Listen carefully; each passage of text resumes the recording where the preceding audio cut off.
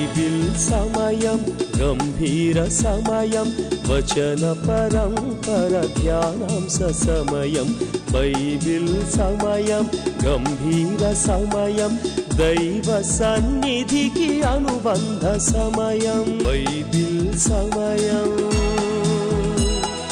Bible సమయం Bible సమయం Bible సమయం సొలొమోను సూక్తుల గ్రంథం సామెతల గ్రంథం సర్వలోకానికి సర్వజనులందరికీ సరళమైన గ్రంథము సందేశమిచ్చు ఈ గ్రంథం సొలొమోను సూక్తుల గ్రంథం సామెతల గ్రంథం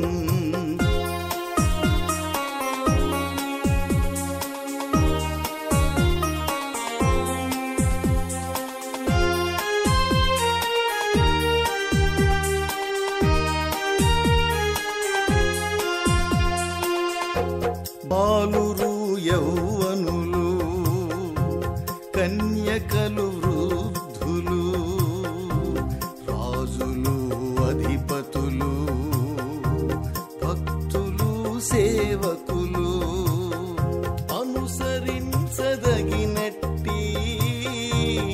ఆదర్శ గ్రంథమిది ఉపదేశమంగీకరించిన సురక్షితముగా నుందురు కీడు వచ్చునన్న భయము లేక నెమ్మదిగా నుందురు సొలొమోను సూక్తుల గ్రంథం సామెతల గ్రంథం కృపా సత్య సంపూర్ణుడైన యేసు నామాన్ని బట్టి మీ అందరికీ శుభాశీస్సులు. ఎలా ఉన్నారు? బాగున్నారా? మానవుని జీవితంలో మనం ఎల్లప్పుడూ మోసపోతుంటాం. ఒక ప్రాముఖ్యమైన కారణము దుష్ట సాంగత్యము, మంచి నడవడికని చెరుపులు. ఈ దుష్ట సాంగత్యాన్ని నుంచి మనం విడుదల పొందాలి అని అంటే రక్షణ సువార్త విని రక్షణ పొందాలి. ఇంత గొప్ప అవకాశాన్ని సద్వినియోగం చేసుకొని కోట్లాది ప్రజలు ఈ రక్షణ సువార్త వినేటట్టు వారు వెళ్ళలేకపోయినా వెళ్ళేలాంటి యేసునిచ్చల పరిచర్యని ప్రోత్సహించి బలపరిచిన మా ప్రియులు, మా ఆప్తులు, మా తల్లి సమానులు మిసెస్ సారా కుమారి గారు, సబ్ ఇన్స్పెక్టర్, ఒంగోలు ప్రకాశం డిస్టిక్ వాస్తవ్యులు, అమ్మగారి కొరకు ప్రత్యేకంగా ప్రార్థిస్తాం. మహోన్నతుడా, జీవగల మా దేవ, జీవాధిపతి, సర్వాధికారి అయిన దేవ, మా ప్రియులు, మా ఆప్తులు mister and missus Sara Kumari గారు, wife of late Solomon Raj గారు, హెడ్ కానిస్టేబుల్ సారా కుమారి అమ్మగారు 1982 సంవత్సరంలో కానిస్టేబుల్గా వారు పోలీస్ డిపార్ట్మెంట్లో జాయిన్ అయ్యారు.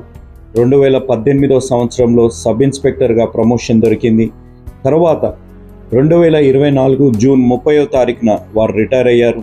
42 సంవత్సరాల సర్వీస్లో దేవుడు అమ్మగారు తోడై ఉండి సహాయపడినందుకు దేవుడికి నుండైన కృతజ్ఞతలు చెల్లించుకుంటున్నాం. సిరిమామిల సారా కుమారి గారు, wife of late Solomon Raj గారు బిడ్డలు హానిష్ పాల్ మరియు ఆనంద్ పాల్ ఇద్దరు జీవితాల్లో దేవుడి యొక్క చిత్తం నెరవేరులాగున మంచి భవిష్యత్తు, దేవుడికి మహిమార్థంగా వారి జీవితాలు తీర్చిదిద్దుబడులాగున, అదేవిధంగా కుమార్తె హవీలా ప్రియాంక కొరకై, అల్లుడు ఎన్ సంజయ్ కుమార్ కొరకై, వారికి ఇచ్చిన గొప్ప బహుమానం మ్యాగన్ జోనస్ కొరకై ప్రత్యేకంగా ప్రార్థిస్తున్నాం. తండ్రి, కుటుంబాన్ని మీరు నిండుగా మెండుగా దీవించి ఆశీర్వదించండి. అదేవిధంగా ఈ సమయంలో అమ్మగారి 42 ఇయర్స్ సర్వీస్ రిటైర్మెంట్ సమయంలో సిరిమామిల సారా కుమారి గారి తల్లిదండ్రులు లేట్ జేమ్స్ గారు మరియు లేట్ సుగుణమ్మ గారు, జేమ్స్ గారు కూడా పోలీస్ డిపార్ట్మెంట్లో పనిచేశారు. వారిని కూడా జ్ఞాపకం చేసుకుంటున్నాం. తండ్రి, కుటుంబాన్ని మీరు నిండుగా మెండుగా దీవించి ఆశీర్వదించండి, బలపరచండి. సారా కుమారి అమ్మగారు తల్లిగారి యొక్క సర్వీస్ని బట్టి మీ కృతజ్ఞతాస్తుతులు చెల్లించుకుంటున్నాం. 42 సంవత్సరాలు ప్రభువా మీరు కాచి కాపాడిన విధానాన్ని బట్టి, ఒక సాక్ష్యం కలిగిన జీవితాన్ని అమ్మగారు జీవించిన విధానాన్ని బట్టి ఎంతో వందనాలు. అమ్మగారిని, ఆ బిడ్డల్ని మీరు దీవించి ఆశీర్వదించండి. మనవడిని కూడా దీవించి ఆశీర్వదించండి. ఈ కుటుంబానికి, ఈ కుటుంబం మీ ద్వారా ప్రేరేపింపబడి ఈ రిటైర్మెంట్ సందర్భంగా చేసిన సహాయాన్ని బట్టి ఈరోజు ఒక ఆత్మైన రక్షణ పొందే అవకాశాన్ని దయచేసినందుకు వీరిని నిండుగా మెండుగా దీవించండి. కుటుంబానికి, వాక్యం వింటున్న ప్రతి బిడ్డకి ఈ వాక్యం విని రక్షణ తీర్మానం తీసుకోబోతున్న ప్రతి బిడ్డకి తండ్రి మీరు ఇస్తున్న వాగ్దానము, భయపడకుమో, నిన్ను విడిపించుటకు నేను నీకు తోడై ఉన్నాను. ఇర్మియా గ్రంథం 1వ అధ్యాయం 8వ వచనం. అదేవిధంగా మీరు ఇస్తున్న ఆజ్ఞ, మోసపోకుడి, దుష్ట సాంగత్యము మంచి నడవడికను చెరుపును. కొరింథీయులకు రాసిన మొదటి పత్రిక 15వ అధ్యాయం 33వ వచనం. తండ్రి, ఈ వాగ్దానము మా జీవితాల్లో నెరవేరులాగున, ప్రాముఖ్యంగా సిరిమామిల సారా కుమారి గారి జీవితంలో నెరవేరులాగున మీరు సహాయపడండి. మీరు తోడై ఉండండి. రిటైర్మెంట్ లైఫ్లో మీరు తోడై ఉన్నారని మేము నమ్ముచున్నాము తండ్రి. అమ్మగారిని, కుటుంబాన్ని మరొకసారి మీరు దీవించి ఆశీర్వదించమని, అమ్మగారిని బట్టి మీకు స్తుతులు స్తోత్రాలు చెల్లించుకుంటూ ఈ కుటుంబాన్నంతటినీ, ఈ వాక్యం ఇట్టిన ప్రతి బిడ్డ జీవితంలో ఈ వాగ్దానము నెరవేర్చమని తిరిగి రానైన యేసుక్రీస్తు అతి పరిశుద్ధమైన నామమున అడిగి వేడుకుంటున్నాము తండ్రి. ఆమేన్. Good evening. Praise the lord. దేవుని నామానికి స్తోత్రం. ఘనత, మహిమ, ప్రభావాలు ఆ ప్రియ ప్రభువుకే చెల్లునుగాక. వాక్యాన్ని విశ్లేషిస్తున్నా. ఏ మనుషుని పొగడవద్దు. ఆ మనుషుని మెచ్చుకుంటే మెచ్చుకోవచ్చు, అంతవరకు ఈయన బాగా చెప్తున్నాడండి అని అంటే అనవచ్చు. కానీ ప్రభు యొక్క స్థానాన్ని ఈ దినాల్లో మనుషునికి ఇస్తూ ఉన్నారు. ఎంతవరకు ఈ స్థితి వచ్చింది అని అంటే, ఆ ప్రసంగికుడు ప్రయాణం చేస్తున్న కారును ముట్టుకుంటే స్వస్థత కలుగుతుంది అనే గుడ్డి నమ్మికలోనికి వచ్చారు అని అంటే ఎంత విచారకరమైన పరిస్థితి అండి. తెలుగు క్రైస్తవులు ఎంత జ్ఞానయుక్తంగా ప్రవర్తించాలి. సంఘాలలో దేవుని యొక్క వాక్యం చెప్పబడుతుంది కదూ. విశ్వాసమునకు కర్త, దానిని కొనసాగించువాడు ఆ ప్రభు వైపే చూడాలి తప్పనిది. ఏ మనుషుని వైపు మనము చూడకూడదు అనే సత్యాన్ని ఈనాడు మర్చిపోయారా? మన సంఘాలలో ఈ వాక్యం చెప్పడం లేదా? సంఘాలలో సంఘ కాపరుల కంటే బయట చెప్పేవారు శ్రేష్టంగా చెబుతున్నారా? కొన్ని హంగులు రంగులు ఉన్నంత మాత్రం చేత స్థానిక సంఘాన్ని విడిచిపెట్టి ఆ స్థలాలకు వెళతారా? మీరు ఆలోచించండి. నేను వయసులో పెద్దవాడిని. దేవుని యొక్క పరిచర్యలో ఒక సీనియర్ను నేను చెబుతున్నాను. ఏమిటి అనగా, ఘనత, మహిమ, ప్రభావాలు ఆ ప్రియ ప్రభువుకే చెల్లాలి. ఏ వ్యక్తి కూడా చెల్లకూడదు అనే విషయాన్ని నేను జ్ఞాపకం చేస్తున్నాను. మీరు ఏ వ్యక్తినైతే ప్రభువు కంటే ఎక్కువగా అభిమానిస్తున్నారు, ఆ వ్యక్తి కూడా నష్టము అనే సత్యాన్ని మీరు గమనించాలి. మీకే కాదు, కొద్ది కాలానికి ఆ వ్యక్తి కూడా నష్టం రావడానికి అవకాశం ఉంది. ఎందుచేతనగా మీరు ఊరికే పొగుడుతున్నారు. మీ స్థానిక సంఘాలను మర్చిపోయి వాళ్ళకి ఇస్తూ ఉన్నారు. తద్వారా స్థానిక సంఘాలు బలహీనపడుతున్నాయి. ఆ యొక్క వ్యక్తులు ఆర్థికంగా చాలా బలపడుతున్నారు. వారు బలపడొద్దు అని నేను చెప్పడం లేదు. ప్రియులరా, దేవుని యొక్క వాక్యాన్ని సరిగ్గా అర్థం చేసుకున్న వాళ్ళని ప్రభు పేరిట నేను జ్ఞాపకం చేస్తున్నాను. ఈ మాటలు మీరు జాగ్రత్తగా ఆలకించాలి. పెడ చెవిని పెట్టవద్దు. దేవుని వాక్యాన్ని ఉన్నది ఉన్నట్లుగా మీరు గ్రహించే అనుభవంలోనికి రావాలి. స్వార్థాన్ని విడనాడాలి. ఆ ప్రభు యొక్క వాక్యం మీద ఆనుకోవాలి. దేవుని యొక్క వాక్యం గత దినాల్లో మనల్ని హెచ్చరించింది. తండ్రిని అపహసించి తల్లి మాట విననల్లని వాని కన్ను, లోయకాకులు పీకును, పక్షిరాజు పిల్లలు దానిని తినును. కాబట్టి తల్లి వలె, తండ్రి వలె దేవునికి వాక్యం మనను హెచ్చరిస్తూ ఉండగా దేవుని వాక్యానికి లోబడాలి. దేవుని వాక్యమే మన తల్లి, దేవుని వాక్యమే మన తండ్రి. కాబట్టి దేవుని వాక్యానికి లోబడుమని ప్రభు పేరిట నేను జ్ఞాపకం చేస్తున్నాను. మంచిది. దేవుని యొక్క వాక్య ధ్యానంలోనికి వెళదాం. దానికి ముందుగా ప్రార్థన చేసుకుని దేవుని యొక్క వాక్యాన్ని ధ్యానం చేసుకుందాం. మమ్మల్ని మిక్కిలిగా ప్రేమించిన మా ప్రియ పరలోకపు తండ్రి, వందనాలు, స్తోత్రాలు నాయన. సామెతల గ్రంథం యొక్క ముగింపులోనికి వచ్చాం ప్రభువా. నాయన 30 అధ్యాయాలు ద్వారా మాతో మాట్లాడుతూ వచ్చారు. చివరి అధ్యాయంలో ఉన్నాం ప్రభువా. ఎన్నో సత్యాలు గత పాఠంలోనే మీరు మాకు గుర్తు చేశారు నాయన.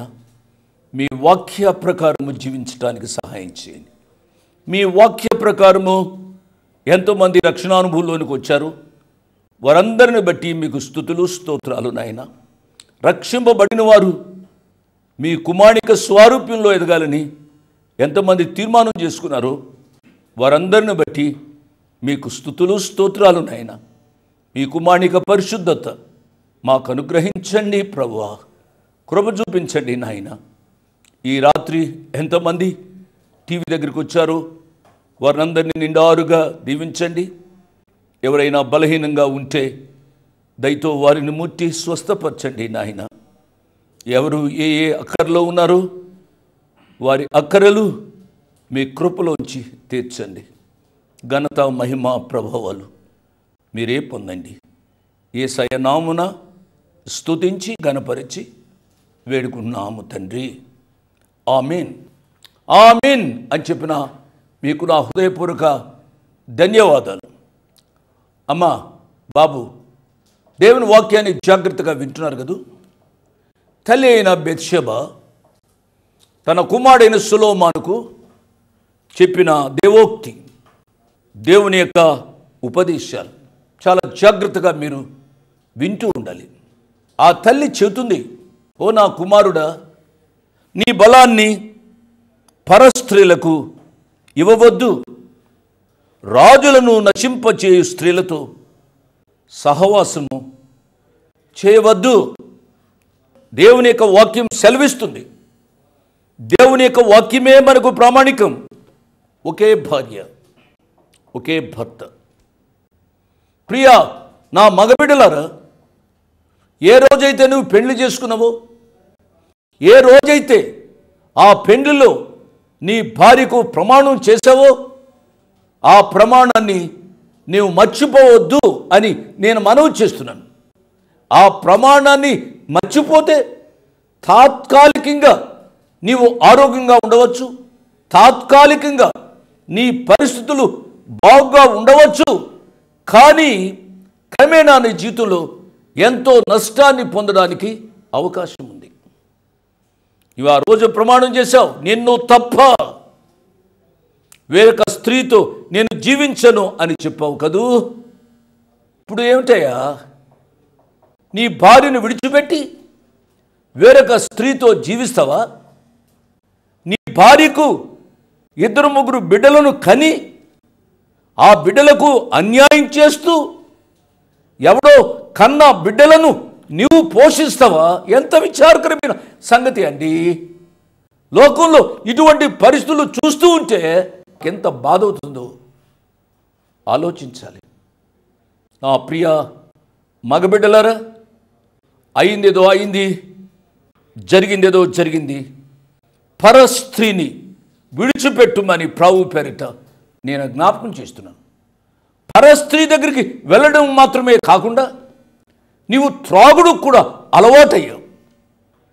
ఆ త్రాగుడు నిన్ను ఎంత భ్రష్టత్వంలోనికి నడిపిస్తుందో నీవు ఆలోచించాలి. ఆ విషయాలే తన తల్లి తన బిడ్డకు ఉపదేశిస్తుంది. ఆ విషయాలు ధ్యానం చేసే భాగ్యాన్ని ఆ ప్రియ ప్రభు అనుగ్రహించారు.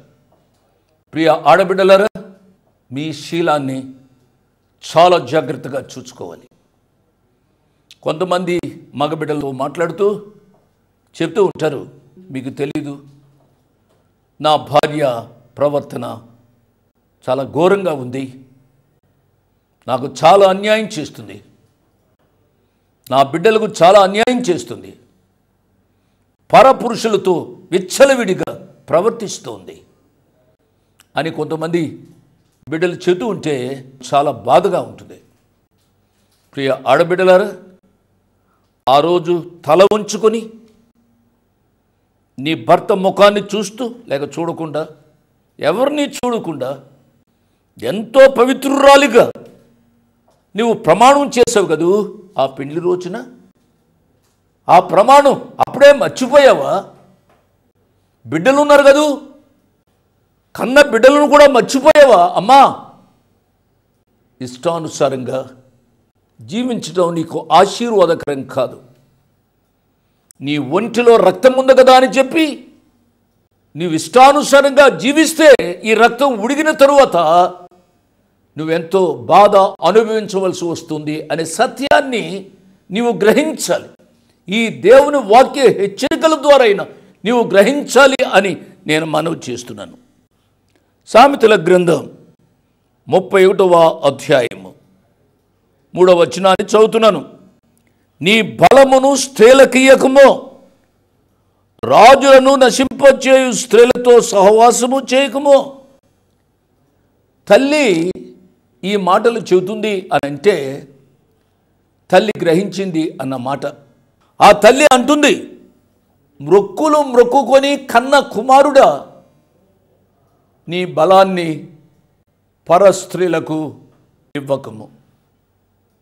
ఆ కుమారుడు తన యొక్క శారీరక బలాన్ని పరస్త్రీలకు ఇవ్వడం తల్లి గమనించింది.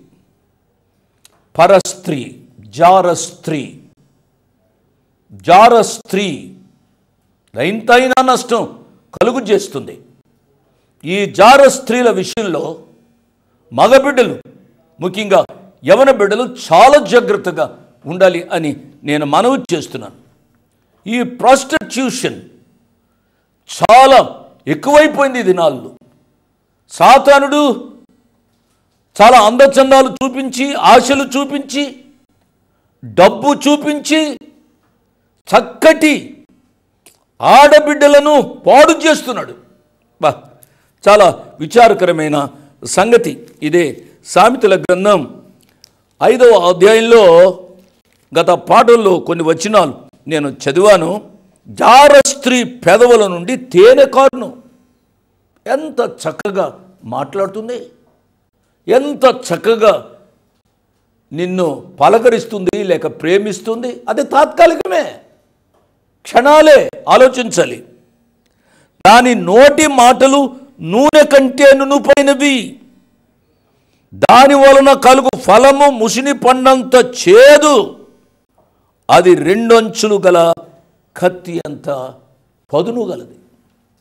నీ జీవితాన్ని పాడు చేస్తుంది. కొద్ది కాలానికి నీవు ఆమెకు లొంగకపోతే నీ జీవితాన్ని కూడా ఆమె అంతం చేస్తుంది. ఈ సత్యాలు గ్రహించాలి. అదే సామెతల గ్రంథం 7వ అధ్యాయము 25వ వచనం నుంచి చదువుతున్నాను. జార స్త్రీ మార్గముల తట్టు నీ మనస్సు తొలగనీయకమో, దారి తప్పి అది నడుచు త్రోవల్లోనికి పోకుమో. అది గాయపరిచి పడద్రోసిన వారు అనేకులు, అది చంపిన వారు లెక్కలేనంత మంది. దాని ఇల్లు పాతాళమునకు పోవు మార్గం, ఆ మార్గము మరణశాలలకు దిగిపోవును. నా ప్రియ బిడ్డలారా, ఇంతకంటే ఎవరు హెచ్చరిస్తారండి? మరణానికి వెళ్తున్నావు, ఒక జార స్త్రీ దగ్గరికి వెళ్తున్నావు అని అంటే, నా మ్రొక్కులు మ్రొక్కి కనిన కుమారుడా, నీవు మరణశాలకు, వధశాలకు వెళుతున్నావు అనే సత్యాన్ని నీవు గ్రహించాలి. రాజుల మొదటి గ్రంథంలో ఈ రీతిగా వ్రాయబడింది. రాజులు మొదటి గ్రంథం 11వ అధ్యాయము మొదటి 3 వచనాలు చదువుతున్నానండి. బైబిల్ను వారు క్విక్గా నాతో చూడండి. మోయాబీయులు, ఎదోమీయులు, అమ్మోనీయులు, సీదోనీయులు, హిత్తీయులు అను జనులు మీ హృదయములను తమ దేవతల తట్టు త్రిప్పుదురు గనుక వారితో సహవాసము చేయకూడదనియు, వారిని మీతో సహవాసము చెయ్యనీయకూడదనియు యెహోవా ఇశ్రాయేలుకు సెలవిచ్చి ఉన్నాడు. అయితే రాజైన సొలొమోను ఫరో కుమార్తెను గాక ఆ జనుల్లో ఇంకా అనేక మంది పరస్త్రీలను మోహించి కామాతురత గలవాడై వారిని ఉంచుకొనుచూ వచ్చిన. అతనికి 700 మంది రాజకుమార్తెలైన భార్యలను 300 మంది ఉపపత్నులను కలిగిండురి. అతని భార్యలు అతని హృదయమును త్రిప్పివేసిరి. చాలా విచారకరమైన సంగతి అండి. తల్లి చెప్పిన మాటలను నిరాకరించి సొలొమోను రాజు అధికారం ఉంది కదా అని చెప్పి చాలామంది స్త్రీల చేత పాడు చేయబడ్డాడు. చాలామంది స్త్రీలను పాడు చేశాడు. స్త్రీల యొక్క భవిష్యత్తును పాడు చేశాడు. ఇంతమందిని ఉంచుకుంటాడండి. అంటే ఇంతమందిని ఉంచుకుంటాడు అంటే కొంతమందిని ఉంచుకోమని కాదు నా యొక్క ఉద్దేశం. ఈ విషయంలో చాలా గట్టిగా చెబుతూ ఉంటాను. ఒకే భార్య, ఒకే భర్త. కాబట్టి ఈ విషయంలో ఏమాత్రమో మనము తొలగిపోవడానికి వీలు లేదు అనే విషయాన్ని నేను జ్ఞాపకం చేస్తున్నాను. 4-5 వచనాలు. ద్రాక్షారసము త్రాగుట రాజులకు తగదు. లెమోయిలు, అది రాజులకు తగదు. మద్యపానాసక్తి అధికారులకు తగదు. త్రాగిన ఎడల వారు కట్టడలను మరుతురు. దీనులందరికీ అన్యాయము చేదురు.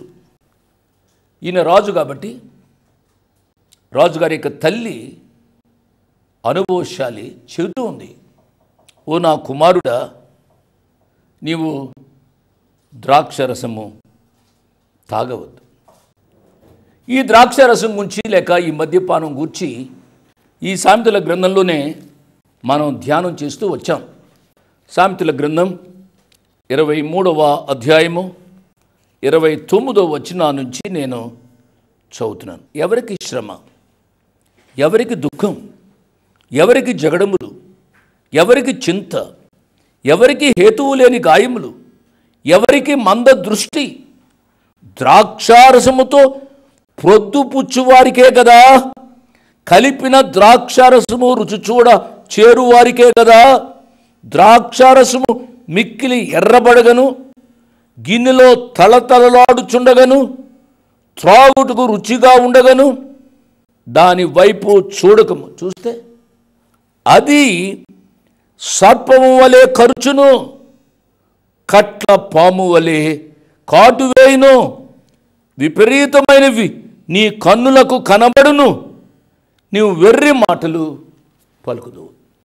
నా ప్రియ బిడ్డలారా, పరస్త్రీ ఒక అపాయకరం సర్పం వంటిది. అటువంటిదే త్రాగుడు కూడా. ఈ త్రాగుడు అలవాటు చాలా డేంజర్. నీవు త్రాగినట్లయితే దేవుని యొక్క ఆజ్ఞలను మరిచిపోవడానికి అవకాశం ఉంది. త్రాగుడులో ఎన్ని అనర్థకాలండి. ఆరోగ్యం పాడైపోతుంది. ఎంతో చక్కటి యవ్వనస్తుడు త్రాగి ఆ బురదలో పడిపోతాడు. ఎవరో వచ్చి చూస్తారు. చాలా విచారకరమైన సంగతి అండి. ఆ రోడ్డు మీద ఒక శవం వలె పడతాడు. వాక్యం వింటున్న నా ప్రియ బిడ్డలారా, దేవుడు ఎంత చక్కటి ఆకృతి ఇచ్చాడు మీకు, ఎంత మంచి పేరు ఇచ్చాడు. మీ జీవితాలను త్రాగి పాడు చేసుకుని వద్దు అని ప్రభు పేరిట నేను జ్ఞాపకం చేస్తున్నాను. 6-7 వచనాలు. ప్రాణము పోవుచున్న వానికి మద్యమునియుడి, మనోవ్యాకులం గలవారికి ద్రాక్షారసమునియుడి. వారు త్రాగి తమ పేదరికము మరుతురు, తమ శ్రమను ఇక తలంచుకుందురు. ఈ వచనాలను ఆధారం చేసుకుని త్రాగడం మంచిది అని అర్థం కాదు, భాష్యం కాదు. కీర్తనాకారుడు ఈ రీతిగా వ్రాశాడు. 104వ కీర్తనలోంచి ఒక చరణాన్ని నేను చదువుతాను. 104వ కీర్తన 15వ చరణం బైబిల్ను వారు చూడండి. అందుమూలన భూమిలో నుండి ఆహారమును, నరుల హృదయమును సంతోషపెట్టు ద్రాక్షారసమును, వారి ముఖములకు మెరుగునిచ్చు తైలమును, నరుల హృదయమును బలపరచు ఆహారమును ఆయన పుట్టించి ఉన్నాడు. కాబట్టి మద్యాన్ని త్రాగమని కాదు, ద్రాక్షారసము, పండ్ల నుండి వచ్చే ద్రాక్షారసము మంచిది అనే ఉద్దేశంతో ఇక్కడ ఆమె చెబుతూ ఉంది. త్రాగి ఇష్టానుసారంగా జీవించి వేరే స్త్రీలను పాడు చేయమని అర్థం కాదు అనే విషయాన్ని మనము గ్రహించాలి.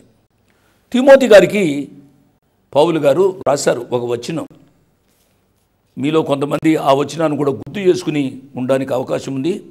పౌలు గారు తిమోతికి వ్రాసిన మొదటి పత్రిక 5వ అధ్యాయము 23వ వచనం. ఇక మీదట నీళ్లే త్రాగక నీ కడుపు జబ్బు నిమిత్తము తరచుగా వచ్చు బలహీనతల కోసరమును ద్రాక్షారసము కొంచెముగా పుచ్చుకును. అంటే ఫెర్మెంటేషన్ ద్రాక్షారసము అంటే ద్రాక్షారసం పులిస్తే అది ప్రమాదం. ద్రాక్ష పళ్ళు తింటాం కదా, ఆ ద్రాక్ష పళ్ళ నుంచి ద్రాక్షరసం తీసుకుని కొద్దిగా తాగు అని ఆధ్యాత్మిక జైంట్ పౌలు గారు తన ఆధ్యాత్మిక కుమారుడైన తిమోతికి చెప్తున్నారు. ఏదైనా మితిమీరితే చాలా నష్టం వస్తుంది అనే సత్యాన్ని గమనించాలి. 8-9 వచనాలు చదివి నేను ముగిస్తాను. మూగవారికిని దిక్కులేని వారందరికీ న్యాయము జరుగునట్లు నీ నోరు తెరువుము. నీ నోరు తెరిచి న్యాయముగా తీర్పు తీర్చుము. దీనులకును శ్రమపడు వారికిని దరిద్రులకును న్యాయము జరిగింపు. ఈ 2 వచనాల్లో 5 గుంపులు ఉన్నాయి. 1 మూగవారు, 2 దిక్కులేనివారు, 3 దీనులు, 4 శ్రమపడువారు, 5 దరిద్రులు. వీరికి ప్రతి వ్యక్తి, దేవునిని ఎరిగిన ప్రతి వ్యక్తి న్యాయము తీర్చాలి.